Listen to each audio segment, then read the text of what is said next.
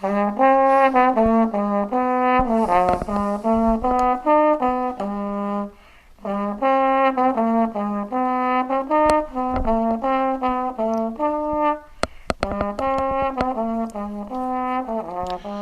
is Rally Round the Cannon, some thoughts on Princeton's history by somebody who should know better. One of the apparent casualties of the Great Recession is the new Princeton campus arts neighborhood, which was to transform the Dinky Station area into a multi-themed amusement park for the aesthete, complete with studios, stages, galleries, an extension of the art museum, and even parking. The immediate undergraduate concern in the project revolves around the fate of the Wawa, but let's let that one slide for the moment. While this is an unarguably attractive idea and would set up Princeton as more of a direct competitor to Les Artistes at Yale, it does additionally serve to point out the vibrant arts neighborhood that already sits right in the middle of the site, McCarter Theater.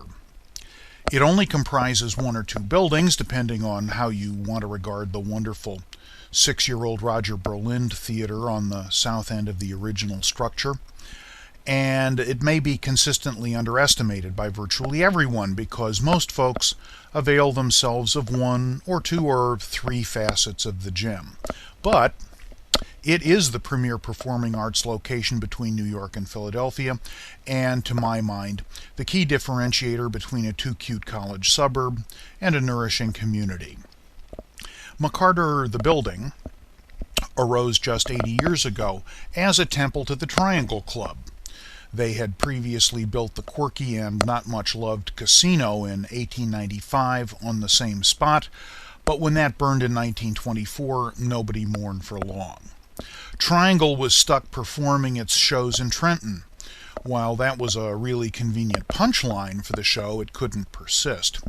The club cobbled together over $100,000 of its own pun-induced funds and $250,000 from Thomas McCarter, the class of 1888, and groveled a bit for more via the shepherding of its founding spirit, Booth Tarkington.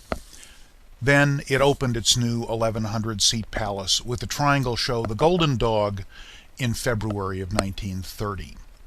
The club momentum had been building since World War I and was in full flower.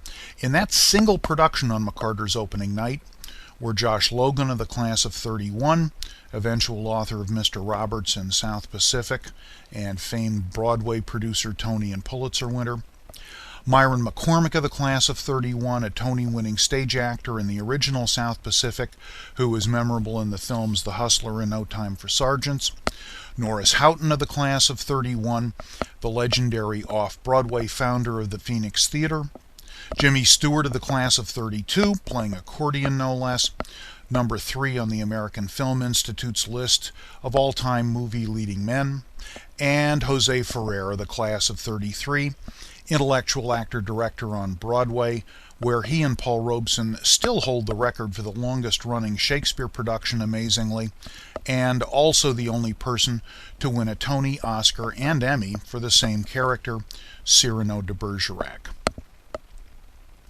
A wonderful performance space, just ignore the quirky brick Gothic arches on the outside.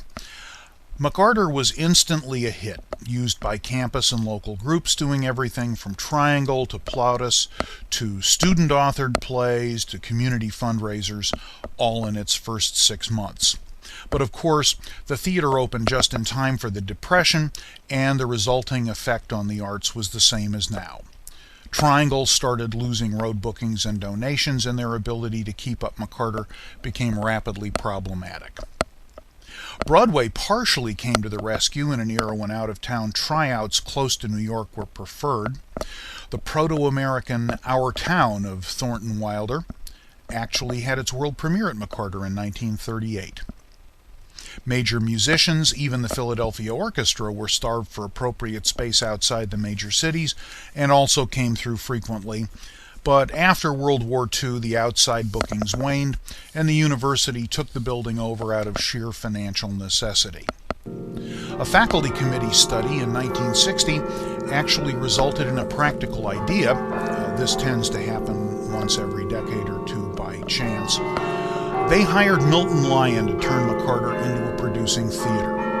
This was hardly a brilliant insight. He'd been directing Triangle shows for 5 years and was already well on the way to becoming one of the best-loved characters on campus. So he created at McCarter the first professional theater company resident on a college campus in the country. And then there was the secret weapon, William Lockwood Jr., the class of '59, a townie, the son of a professor. Knowing firsthand the entertainment limitations of the Princeton community, Bill Lockwood began booking shows at McCarter as an undergrad, growing 50 years later into a one-man kaleidoscope of music at McCarter, jazz at McCarter, dance at McCarter, world at McCarter, Martians at McCarter, whatever. Probably the finest event producer on the East Coast, who's done major work at Lincoln Center and the New Jersey Performing Arts Center too, and beyond doubt the most eclectic and personable. Between his enthusiasm, his creativity, and the complete cultural vacuum of Central Jersey in the 1960s, Bill Lockwood thrived with everything from Pink Floyd to P.D. Q. Bach to Carlos Montoya to Marcel Marceau. By the early 70s, McCarter was a haven for high-quality dramatic revivals under Lyon's successor Arthur Lithgow, the father of John, and combined with Lockwood's tireless impresarianism as a solid base, the university happily spun off the facility and its operations into the McCarter Theater Center, the separate not-for-profit that prospers to this day.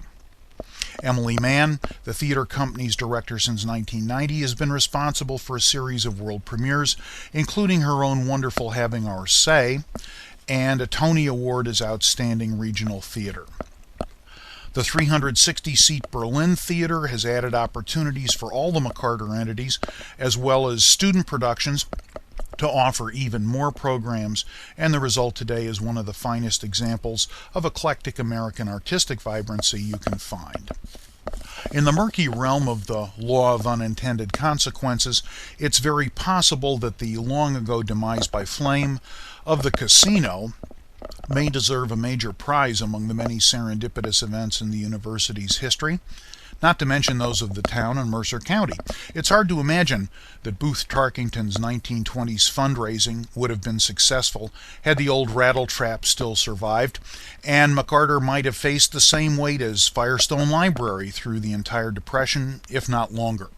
For example, the Student Center, another portion of the 1926 Center for Undergraduate Life project that included McCarter, finally got built in 2000. Where would Bill Lockwood have ended up then, instead of being the Princeton cultural magician that he is?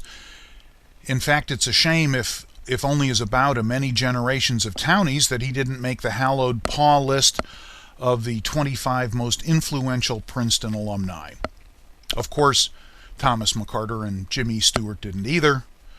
Perhaps they would have at Yale. Yours in virtual orange and black, this is Greg Lang of the Great Class of 1970. Rally Around the Cannon is a podcast from the Princeton Alumni Weekly online.